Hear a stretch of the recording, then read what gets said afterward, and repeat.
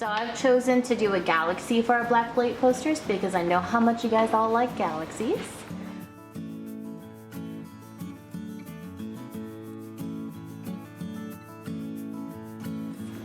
It looks a little bland in this lighting, but I'm going to go ahead and show you a picture of what it's going to look like whenever it's under a black light. It does change it a lot. So depending on the lighting in your bathroom, well, it doesn't have to be in your bathroom, but that's where mine is, or the types of black lights you get, your stars may show up a little bit better depending on your black lights. So your planets might be a little bit brighter than your stars might be a little bit more bright than your planets. But you do have to use neon pastels. So this is chalk pastels that I wanted to put on here to show you that it does look really vibrant on the paper, but it won't look very vibrant under the light.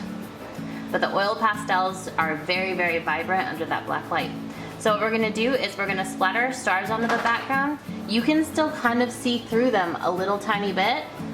It shows up a little bit under the black light. The alternative is to do your stars after you've put your planets on, but you might still get your splatter your stars on top of your planets. So I'll leave that up to you, but I like to do my stars before my planets because it's just the easiest way.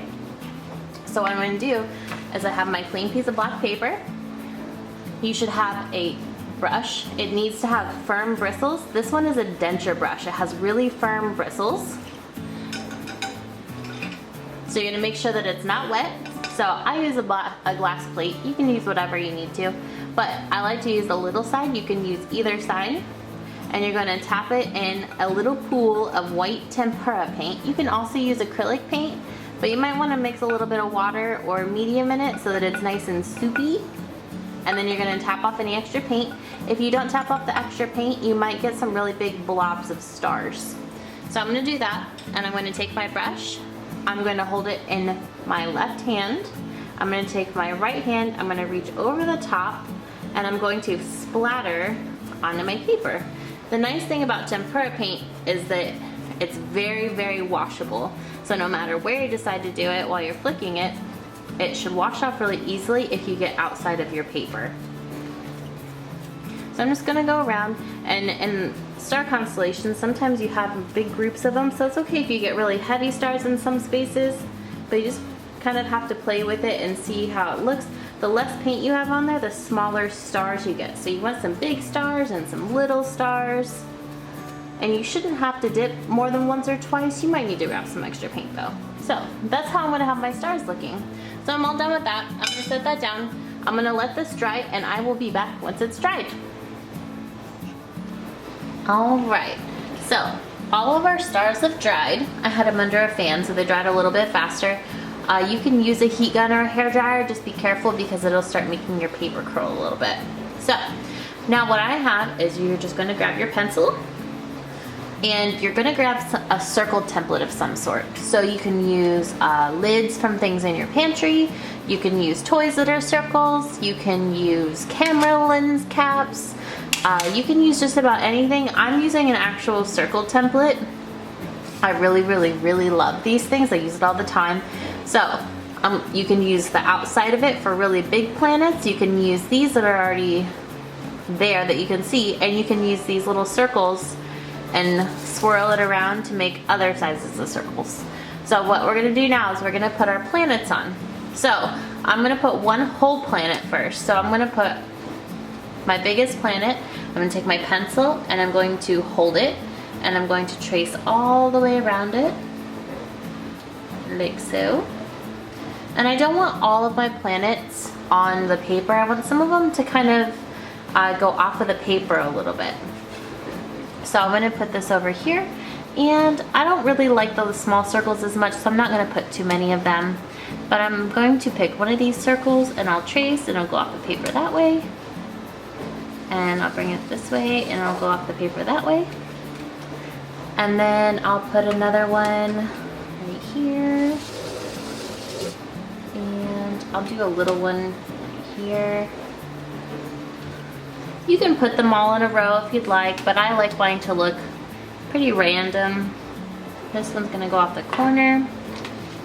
And Maybe I'll do one more small one up here. So I'll do, oops. It's stuck.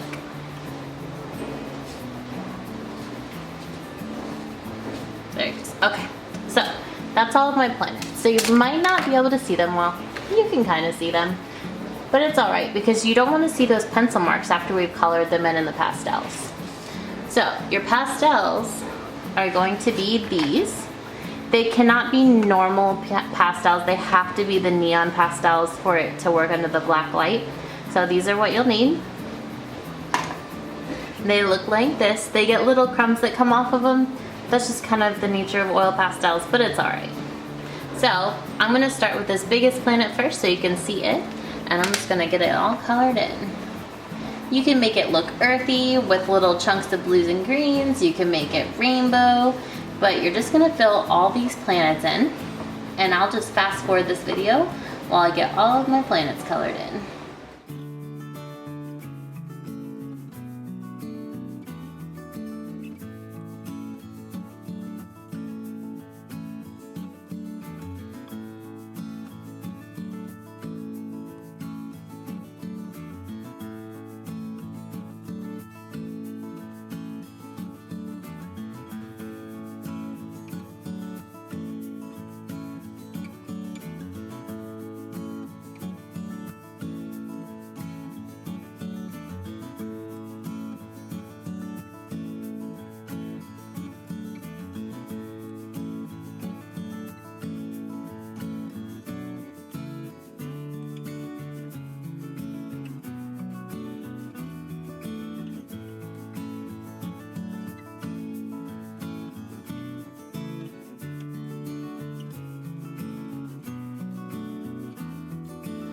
All right, so now you'll see that I've got all of my planets colored in.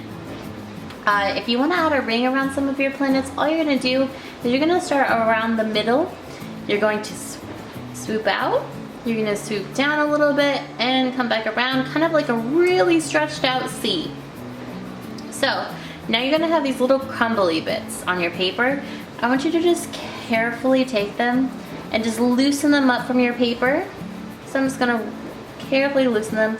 This way they get a little bit loose before we pick our paper up and they don't get all over the floor. I'm actually going to tilt this down. I'm just going to shake them off a little bit. The neon pastels do seem to let go of their little crumbly bits a little bit easier than normal pastels. So I want to keep them all on the table so I can wipe them all up really easily. There we go. Now your planets can be any color you want. You can, oh, I forgot a little guy. Let me get that guy real quick. It's hard to see him with these pencils.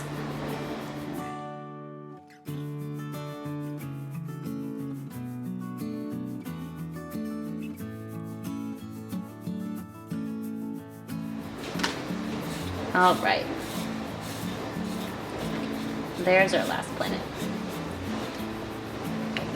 Alright, so like I said, they do not look very vibrant like this, but they look vibrant whenever you put them under the black light.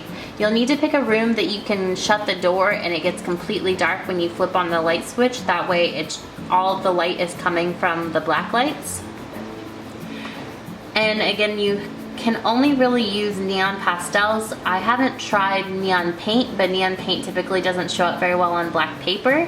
You'd have to use white paper, and the white paper would change the way everything looks because it would also glow under the black light. But you can experiment with it however you want. You can also try to maybe imagine that you're on one of these planets that you've done, and you can draw the entire poster as you're on the planet with the types of trees that would be there, maybe the types of animals, maybe if there's any people that live on that planet, and you can do them all in neon pastels and you can put them all over the paper and add some more black lights. So that's all there is to this project. If you have any questions, just let me know in the comments and I will answer them the best of my abilities. Happy drawing!